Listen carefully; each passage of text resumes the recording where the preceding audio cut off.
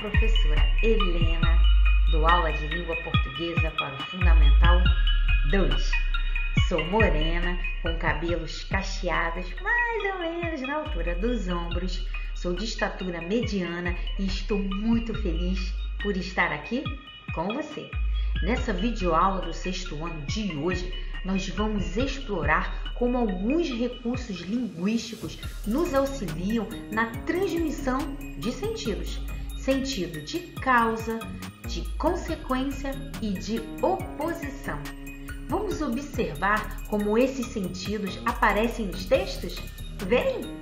Um texto que pode ser falado ou que pode ser escrito expressa sempre uma ideia. O texto é, na verdade, uma mensagem e essa mensagem precisa ser transmitida com clareza, com sentido, com coesão, para que essa mensagem consiga ser entendida. Para manter a coesão, a harmonia entre os sentidos do texto, às vezes usamos recursos como conjunções, preposições, advérbios, entre outros. Mas não se preocupe com os nomes desses recursos, não. Vamos focar em como eles podem nos ser úteis dentro de um texto. Agora, nós vamos ler um conto, A Chave de Ouro. Durante o inverno, bem num dia em que a neve cobria tudo, um pobre rapaz teve que sair para buscar lenha. Depois de tê-la juntado e carregado o trenó, estava com tanto frio que decidiu acender uma fogueira para se esquentar antes de voltar para casa. Para isso, abriu espaço na neve e, preparando o solo, encontrou uma pequena chave de ouro. Deduzindo que onde houvesse uma chave, deveria também haver uma fechadura, começou a escavar a terra e encontrou um cofrinho de ferro. Então, logo pensou: se a chave servir, deve haver coisas muito valiosas aí dentro. O rapaz examinou o cofrinho, mas não havia nenhum buraco de fechadura, até que finalmente achou um, tão pequeno que mal se podia vê-lo. Ele enfiou a chave que coube direitinho, então a girou e... Agora, nós todos precisamos esperar até ele destrancar e abrir a tampa, para que possamos saber que maravilhas estavam dentro daquele cofrinho. Observe que por esse texto ser um conto, ou seja, um gênero que conta uma história, esse texto é escrito em parágrafos. Lembrando que parágrafos são recuos dados no momento da escrita. Esse texto tem 4 parágrafos, porque a fala do personagem, que é introduzida pelo sinal do travessão, é um parágrafo também, ok? Agora, nós vamos analisar alguns trechos do conto A Chave de Ouro, levando-se em consideração aquelas relações de causa, de consequência e de oposição. Vamos lá? Durante o inverno, bem num dia em que a neve cobria tudo, um pobre rapaz teve que sair para buscar lenha. Vamos imaginar que esse trecho tenha sido reescrito dessa forma. Um pobre rapaz teve que sair para buscar lenha porque era inverno. Então, eu pergunto, por que o rapaz teve que sair para buscar lenha? Qual foi o motivo da saída dele? Ora, ele saiu porque era inverno. Por causa do frio do inverno, o rapaz teve que sair. Nós podemos deduzir, então, que o rapaz precisou de lenha por causa do frio do inverno. Então, o frio do inverno foi a causa da ação do rapaz. Foi o que o levou a agir. Você entendeu? Por isso, o termo porque é chamado de conjunção. E aqui, esse termo expressa um sentido, uma ideia de causa. Mais uma vez, não se preocupe com o nome, preocupe-se com o sentido. Você conseguiu perceber o sentido e a ideia de causa? O inverno foi a causa do rapaz ter saído para buscar lenha. Vamos à leitura de mais um trecho. Depois de tê-la juntado e carregado o trenó, estava com tanto frio que decidiu acender uma fogueira para se esquentar antes de voltar para casa. Vamos dar uma atenção especial a esse trecho? Estava com tanto frio que decidiu acender uma fogueira para se esquentar. Então eu pergunto a você, observando esse trecho, qual foi o resultado do frio? O rapaz estava com frio. Qual foi a consequência dessa sensação dele? Ele acendeu uma fogueira. Então, o trecho que decidiu acender uma fogueira é a consequência do frio que o rapaz sentia. Você conseguiu perceber? Vamos à análise de mais um trecho do conto. O rapaz examinou o cofrinho, mas não havia nenhum buraco de fechadura, até que finalmente achou um, tão pequeno que mal se podia vê-lo. Eu chamo a sua atenção para esse trecho aqui. O rapaz examinou o cofrinho, mas não havia nenhum buraco de fechadura. Eu gostaria que você prestasse um pouquinho de atenção a essa palavra mas, que é uma conjunção. Essa palavra aqui traz para nós uma ideia de oposição.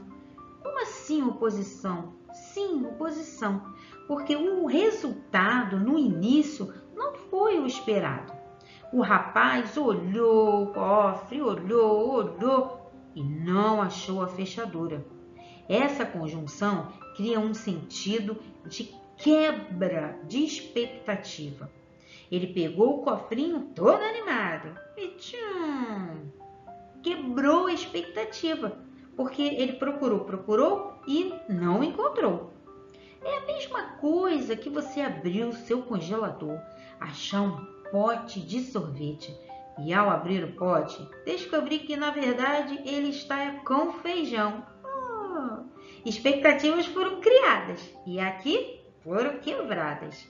Nós percebemos que na continuação do conto, a expectativa do rapaz é atendida, porque ele encontra a fechadura. Você conseguiu perceber essa quebra de expectativa que essa palavra mas traz para o texto? Vamos ver alguns exemplos para clarear mais a nossa mente? Nós íamos viajar, mas tivemos que adiar por causa da pandemia. Vamos observar que aqui a palavra mas, como nós já conversamos anteriormente, ela traz para nós uma quebra de expectativa. Por quê? A ideia inicial é que a viagem acontecesse. Só que a viagem aconteceu? Não. Então, o mas, ele divide o ir, que era a expectativa, e o não ir, que é a realidade. A viagem aconteceu? Não. Então, o mas mostra para nós essa ideia de quebra de expectativa. Você espera que algo vá acontecer, porém, no entanto, esse algo não acontece.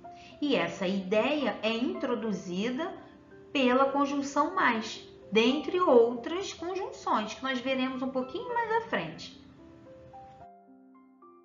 Vamos a mais um exemplo? Eu e meus amigos íamos experimentar uma visita virtual a uma exposição no Museu do Índio, mas ficamos sem acesso à internet bem no horário combinado. Poxa, que chato, hein? Vamos prestar um pouquinho de atenção na conjunção mas, relembrando que ela é uma conjunção, mas que o importante para nós é o sentido que ela traz para a frase, para o texto, tudo bem? Então, olha só, eu e meus amigos íamos experimentar uma visita virtual a uma exposição no Museu do Índio. Mas, quando tem um mas, a gente já sabe que o que vem depois não é bom. Ficamos sem acesso à internet bem no horário combinado. Essa é uma situação chata, não é?